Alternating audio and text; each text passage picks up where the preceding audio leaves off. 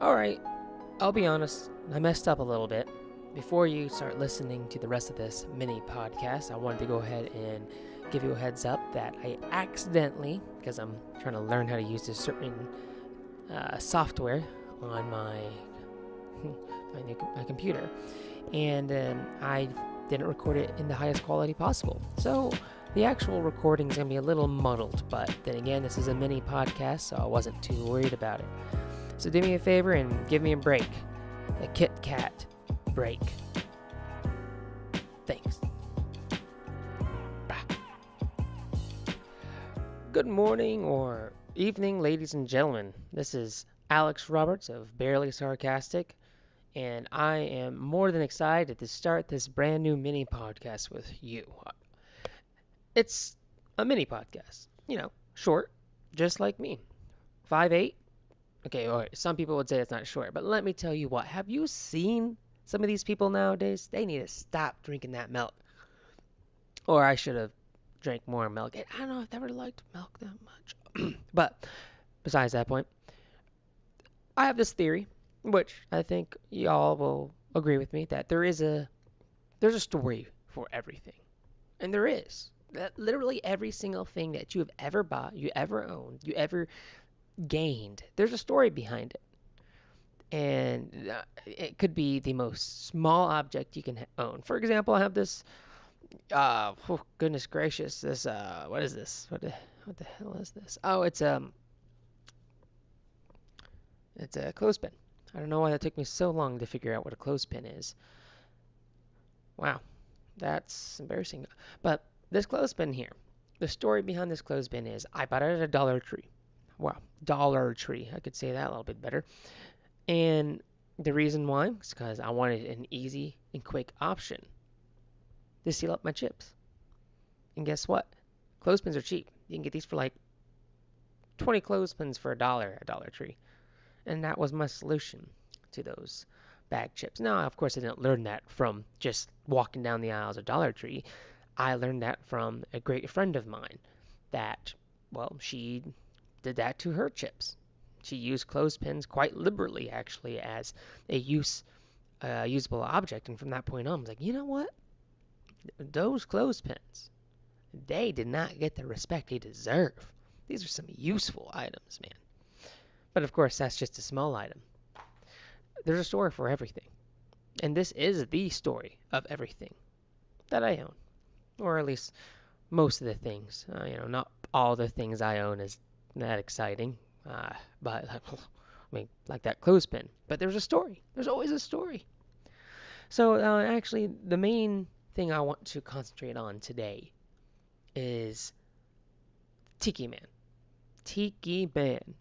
If you know me, you know Tiki Man. Well, you at least know that I own him. Tiki Man has been part of my life for, goodness. When I was a chubby teenage boy with hair that looked just like a mop. And not just any mop, a mop drenched in the darkest of black paint, with a tinge of redness from the rusty waters of Indiana. I didn't notice it that much, but people did. Now, Tiki Man, he was a beautiful, beautiful Tiki Man that I found. I found in an ABC store in Hawaii. And the funny thing about Tiki Man is I never actually bought him because it's like, oh, this is the one that I need because I can feel him. No, I think I bought him because he was the cheapest as well as the coolest looking. And I also think he represented money, and I liked money. So I decided to get the money tiki because I think the others were like something ooey gooey like love or well-being or healthiness or living long life. Psh, I didn't want that. I didn't need that. I just needed money. Everyone knows that money makes you live longer. Live longer. Well, no, that's a whole different story. Now, Tiki Man is very significant to me. He's been on a lot of adventures. The whole point of Tiki Man for me was this good luck charm for my trips. And I had him in Hawaii for a reason. Because Hawaii was the first big trip I ever really did with my father. and it was a great trip. I was on the Big Island, um, also known as Hawaii, for those experts of Hawaii, that there's a Big Island that's known as Hawaii, Hawaii of Hawaii. I'm sorry, I was being a little facetious there. And I should call myself barely facetious. So don't take that. That's actually pretty good. So the nice thing about Tiki Man was I just wanted to take him everywhere, and I did. I took him to a lot of different spots, and I took pictures with him. I took pictures with him on a bunch of trips. I don't know where those pictures are to this day, most likely on my Facebook. And if you are anyone who is actually listening to this, you most likely found this on my Facebook. So you'll notice right away that, yep, you see that weird, awkward, long hair boy that is trying to show himself off with his tiki, and somehow that's going to make him more popular. Please. I wish I would have told myself that years ago, because I would have a ton of tikis. But the truth is, Tiki Man has always been there. He's always been a travel companion, and he's one of the one items that I have never lost. I lose a lot of things. I throw them away, I sell them, I give them to somebody. But Tiki Man is one of those items I would never let go. And the reason is because he makes me feel, well, he reminds me of things. And he does. When I look at him, I think of Hawaii, or that cruise I took, or that trip I took. I took him everywhere. Took him to Utah, Colorado, took him to a weird camping trip I did with my friends, which I shouldn't really talk about. Uh, a lot of places because was this charm to me. He was this. If I can't have a normal trip without Tiki Man. And sometimes I would freak out if I didn't bring Tiki Man. Now, of course, I wasn't overreactive. If I couldn't find Tiki Man, I'm gonna be like, whatever, I will come back and get him later.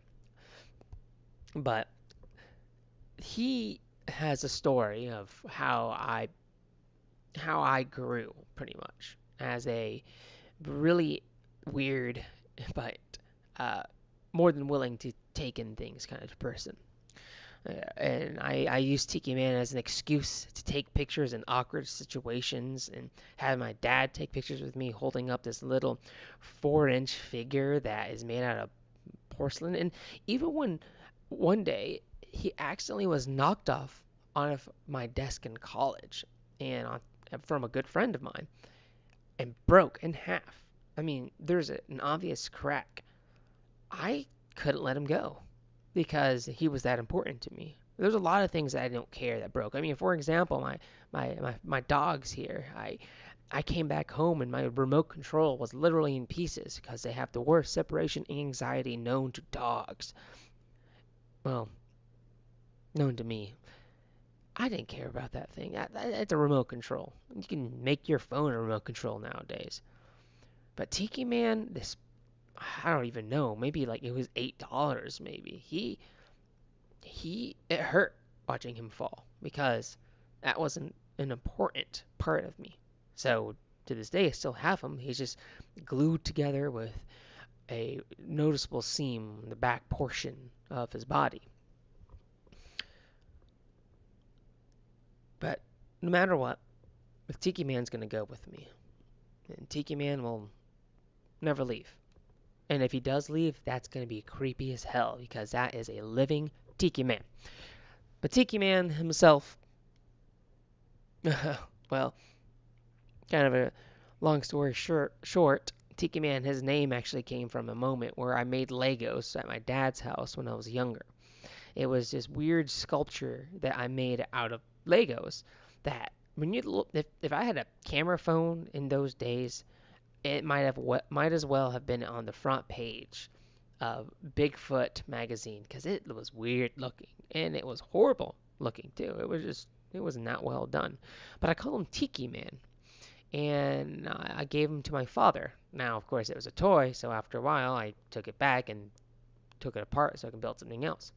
But Tiki Man grew, that name at least, and then from there on out, I bought a Tiki Man, a teenager, with my well-earned cash of asking my father for a couple dollars, and I bought Tiki Man. So there's a lot to Tiki Man. He represents a lot. He represents my relationship with my father and represents my overall background in traveling and understanding cultures of other portions of the United States and even Hawaii, which I know it's the United States, but there's this beautiful culture in Hawaii of family and understanding and overall acceptance and delicious food. So I'll never lose Tiki, man. Never even in a fire. If I had to take a handful of items in a fire, it most likely will be my computer, honestly, because that thing costs me money. But I would make a special room in my pocket for Tiki Man because he means that much to me. And, well, another item, which I will save for another day. So, with that, thank you very much for listening to my first episode of The Story of Everything. And I'm more than excited to continue this mini podcast as it is it's an important aspect into who I am and to who and how the human race works. We humans, we attach memory to everything. Uh, we attach things to things. I mean, even the stupidest things in the world mean so much to a person. Like this porcelain little looks faux wood stuff. That's important to me. So just remember that. When you listen to this podcast, you're gonna hear a story of stuff about me, but think about items that you own that mean so much to you. And Tiki Man, yeah, he's that important. Thank you again, ladies and gentlemen and ladies, everything in between, everything on the outskirts. Thank you for listening to my podcast. See you next week. Or I guess, hear ya. That's not how that works.